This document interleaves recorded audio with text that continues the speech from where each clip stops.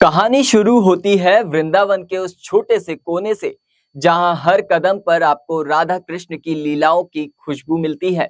उस जगह का नाम है निधिवन। कहते हैं ये सिर्फ एक वन नहीं, बल्कि एक जादुई जगह है, जहां हर पेड़, हर पत्ता, हर हवा की सरसराहट में कोई ना कोई कहानी छुपी हुई है। पर सबसे बड़ी बात यह है कि निधिवन सिर्फ एक जगह नहीं, बल्कि एक रहस्य है। ऐसा रहस्य जो हर किसी को अपनी ओर खींचता है, मगर कोई भी इसके सच को पूरी तरह नहीं समझ पाता। जरा सोचिए, एक ऐसी जगह जहां सूरज ढलते ही इंसानों का जाना मना हो, जहां कहते हैं भगवान खुद राधा रानी और गोपियों के साथ रास रचाने आते हैं। निधिवन का हर पेड़, हर शाखा कुछ कहती है। लोग मानते हैं कि ये पेड़ कोई आम पेड़ नहीं, बल्कि खुद गोपियां हैं। रात के अंधेरे में जब चांदनी अपने शवाब पर होती है, तब ये पेड़ अपनी असली पहचान में आ जाते हैं और तब शुरू होता है रास का अद्भुत नृत्य। अब जरा कल्पना कीजिए, शाम के समय निधिवन का माहौल कैसा होता होगा। सूरज की आखिरी किरण जैसे ही पत्तों की टहनियों पर गिरती है, एक रहस्यमयी सन्नाटा पूरे वन में फैल जाता है। हवा का झोंका भी धीरे धीरे रुकने लगता है, जैसे हर कण भगवान की लीला का गवाह बनने के लिए रुक गया हो। कहते हैं शाम 7 बजते ही निधिवन के फाटक बंद कर दिए जाते हैं। कोई वहां रुक नहीं सकता। आसपास के घरों की खिड़कियां भी बंद कर ली जाती हैं।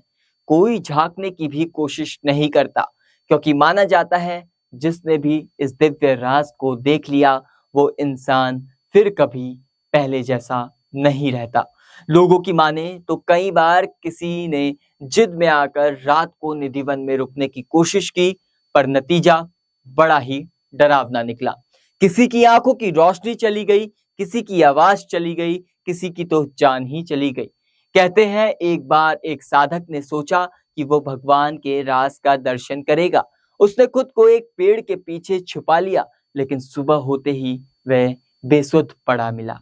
उसकी हालत ऐसी थी कि वो बोल भी नहीं पा रहा था, और उसकी आंखों में एक ऐसा डर था जैसे उसने कुछ देख लिया हो जो इंसानी समझ से परे है। अब बात करते हैं निधिवन के पेड़ों की। जब आप वहां जाएंगे तो देखेंगे हर पेड़ किसी इंसानी आकार में झुका हुआ लगता है। उनकी टहनियां एक दूसरे से ऐसी उलझी हुई होती हैं जैसे कोई किसी का आलिंगन कर रहा हो। कहा जाता है ये वृक्ष दरअसल गोपियां हैं, जो रात में भगवान कृष्ण के साथ रास करती हैं और सुबह होते ही फिर पेड़ बन जाती हैं। इन पेड़ों की खासियत यह भी है कि इसे छूने पर आपको एक अजीब सी अनुभूति होती है, जैसे आप किसी जीवित चीज को छू रहे हों। यही वजह है कि लोग इनकी पत्तियां तोड़ने से भी डरते हैं। माना जाता है कि ये पत्तियां गोपियों के अंगों का हिस्सा है और इन्हें तोड़ना एक बड़ा पाप माना जाता है। निधिवन में एक और जगह है, रंग महल। ये मंदिर भगवान कृष्ण और राधा रानी के लिए सजाया जाता है। हर शाम सूरज ढलने से पहले वहां पान, मिश्री, श्रृंगार का सामान और पानी से भरा लोटा रखा जाता है। साथ ही बिस्तर भी लगाया जाता है, जैसे कोई वहां आकर सोएगा। चंदन की लकड़ियों की महक पूरे मंदिर में फैल जाती है। अब सोचिए, सुबह जब पुजारी आते हैं तो क्या देखते हैं? हर चीज अस्त व्यस्त होती है, जैसे किसी ने वहां रात बिताई हो। पान खाया हुआ मिलता है, पानी आधा खाली होता है और बिस्तर ऐसे बिखरा होता है जैसे कोई उसमें लेटा हो। लोग कहते हैं ये कोई आम चीज नहीं, ये भगवान कृष्ण और राधा रानी की लीला ही है। वे रात को आते हैं, रास रचाते हैं और सुबह होने पर पहले सब कुछ वैसा ही छोड़ जाते हैं। एक किस्सा और सुनाता हूँ। कहते हैं एक बार एक व्यक्ति राधा कृष्ण के लिए लाहौरी इत्र लेकर आया।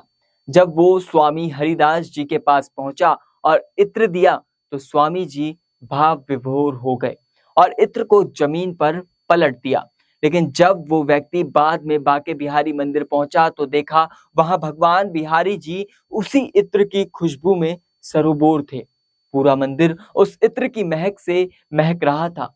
लोग मानते हैं कि स्वामी हरिदास जी की भक्ति इतनी प्रबल थी कि उनकी हर बात भगवान कृष्ण तक पहुंच जाती थी। यही वजह है कि निधि वन में स्वामी हरिदास जी का मंदिर भी मौजूद है, जहां लोग जाकर उनके चरणों में शीश झुकाते हैं। अब सोचिए, इतनी सारी बातें, इतने सारे रहस्य, क्या ये सब कहानियां हैं या इसमें कुछ सच्चाई भी छुपी हुई है? कोई कहता है ये सिर्फ लोगों की कल्पना है, कोई कहता है ये भगवान की माया है जो सिर्फ आस्था रखने वालों को महसूस होती है। पर एक बात तो तय है, जब आप निधि वन में कदम रखेंगे तो एक अजीब सी ऊर्जा को जरूर महसूस करेंगे। वहां की हवा में एक अलग सी खुशबू होती है, वहां की हरियाली में एक अलग सा जादू होता है, वहां की हर चीज में एक अलौकिक एहसास होता है। लोग कहते हैं वहां जाकर आपको ऐसा लगेगा जैसे कोई अदृश्य शक्ति आपको देख रही हो, आपकी हर हरकत पर नजर रख रही हो। यही वजह है कि वहां जाने वाले लोग एक अलग ही श्रद्धा के साथ वापस लौटते हैं। दिल्ली से अगर आप निधि वन जाना चाहें तो बस 3.5-4 घंटे का सफर है। आप ट्रेन, बस, अपनी गाड़ी से आसानी से वहां पहुंच सकते हैं, लेकिन वहां पहुंचने के बाद कुछ बातों का खास ध्यान रखिए। अपने पर्स, चश्मा, मोबाइल सब संभाल कर रखें, क्योंकि वहां के बंदर बड़े शैतान होते हैं। और सबसे जरूरी बात, निधि वन के नियमों का पूरा पालन करें। वहां रात में रुकने की गलती कभी भी ना करें, क्योंकि वो जगह सिर्फ भगवान की है, इंसानों के लिए बिल्कुल भी नहीं है। तो ये थी निधि वन की वो रहस्यमयी कहानी जो आज भी हजारों दिलों में आस्था की लौ जलाए रखती है। कहते हैं कुछ बातें अनुभव करने के लिए होती हैं, और निधि वन की कहानी भी उन्हीं में से एक है। जब आप वहां जाएंगे तो हर पेड़, हर शाखा, हर हवा की सरसराहट आपको यही कहेगी, ये लीला भूमि की है। इसे अपनी आंखों से देखो, अपने दिल से महसूस करो, लेकिन इसके रहस्य को जानने की कोशिश कदापि मत करो, क्योंकि ये रहस्य भगवान की लीला का हिस्सा है। आपको ये जानकारी कैसी लगी, कमेंट करके जरूर बताएं और जुड़े रहें नेक्स्ट 9 स्पिरिचुअल के साथ। फिर मिलेंगे, तब तक के लिए दीजिए इजाजत। नमस्कार।